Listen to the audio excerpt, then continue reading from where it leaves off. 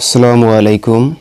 আজকে আমি বিশ্বনন্দিত মুফাসসিরে কোরআন আল্লামা দেলোয়ার হোসেন সাঈদী সাহেবের গ্রামের বাড়িটা দেখাবো।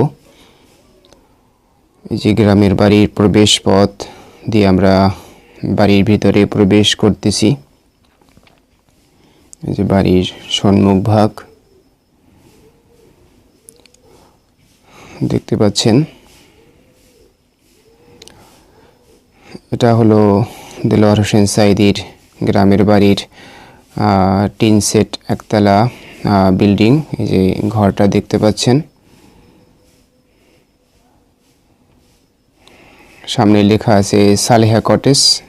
অর্থাৎ এই ঘরটার নাম সালেহা কটেজ। দেলোয়ার হোসেন সাঈদীর স্ত্রী নামে এ নাম রাখা হয়েছিল। যে কেসি গেট দিয়ে আটকানো। বর্তমানে এই বাড়িতে এই ঘরে কেউই থাকে না, দরজা আটকানো রয়েছে। দেখতে পাচ্ছেন সাঈদী সাহেব হুজুরের অনেক আগের একটি নির্বাচনী পোস্টার, পাশেই ঈদ মোবারক লেখা একটি স্টিকার।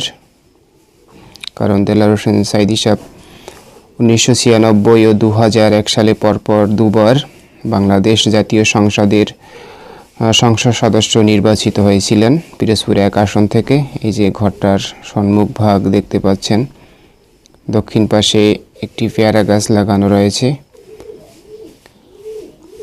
এখানে সাঈদী সাহেব হুজুরের শৈশব এবং কৈশোরের দিনগুলো কেটেছে। অনেক স্মৃতি বিজড়িত এই বাড়িটি, এই ঘরটি, এই আঙিনাই উঠান সবকিছুই। পিরোজপুর জেলা থেকে সাঈদখালী গ্রামের দূরত্ব হলো 21 কিলোমিটার এবং ইন্দুরকানী সাবেক নাম জিয়ানগর উপজেলা থেকে দূরত্ব হলো 7.5 কিলোমিটার। এটা সাঈদখালী গ্রাম অবস্থিত এই বাড়িটি। এই ঘরের ভিতরে একটি কক্ষ দেখতে পাচ্ছেন। কক্ষতে একটি ভাঙা চেয়ার দেখতে পাচ্ছি, একটি ক্যালেন্ডার আছে, আর তেমন কিছু নেই, ফাঁকা। এই যে দরজায় তালা লাগানো আছে, যেহেতু কেউ থাকে না সেজন্য দরজায় তালা লাগানো। পাশেই এই যে জরাজীর্ণ ভাঙা একটা রান্নাঘর দেখতে পাচ্ছি বাড়ির বাহির সাইড। এই যে ঘরের সম্মুখ ভাগটা দেখতে পাচ্ছেন সালেহা কটেজ লেখা। এবার দেখতে পাচ্ছেন কাছারি ঘর। ঘরের সামনেই এই কাছারি ঘরটি অবস্থিত। এখানেই বসেই হুজুর গ্রামের সালিশ ব্যবস্থা এবং মানুষের সাথে আলাপচারিতে কথাবার্তা বলতেন। অনেক স্মৃতি বিজড়িত এই কাছারি ঘরটি।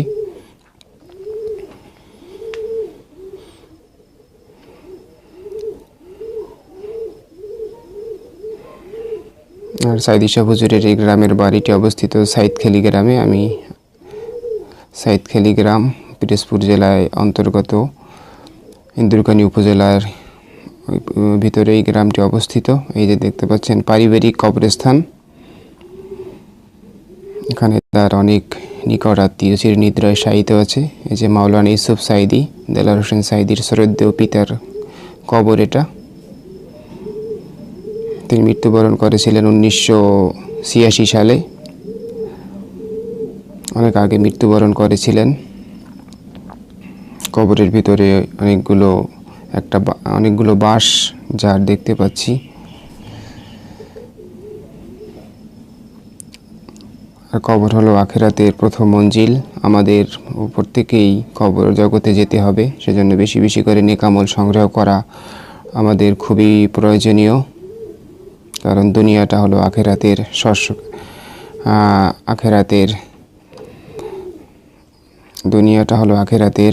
শস্যক্ষেত।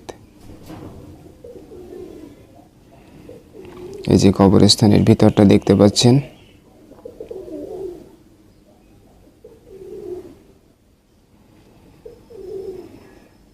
এখান থেকে বাড়ির কাছারি ঘর এবং ঘরটা দেখা যায় এবং বাড়ির চারপাশটা খুব দেখা যাচ্ছে। যেহেতু কেউ থাকে না সেজন্য এখানে এখন শুনশান নীরবতা বিরাজ করে। এবার দেখতে পাচ্ছেন বাড়ির পুকুর ঘাটটা বাঁধানো আছে। অনেক ময়লা আবর্জনা এবং গাছের পাতা পড়ে আছে দেখতে পাচ্ছেন।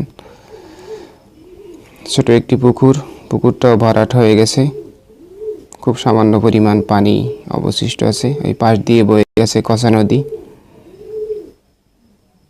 এবং এর পাশেই খুব নিকটে আছে সাইদখালী বাজার।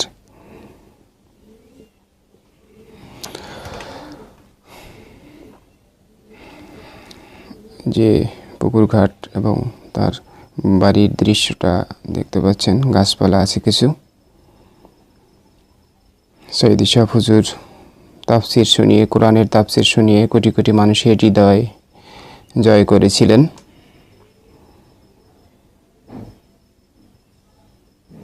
এই যে বাড়ির, এখান থেকে বাড়িটা দেখা যাচ্ছে পুরোটাই। ওই যে পারিবারিক কবরস্থান, কাছারিঘর, তারপরে বাড়ির উঠোন। অনেক স্মৃতি বিজড়িত একটি বাড়ি সৈয়দ ইশাক হুজুরের।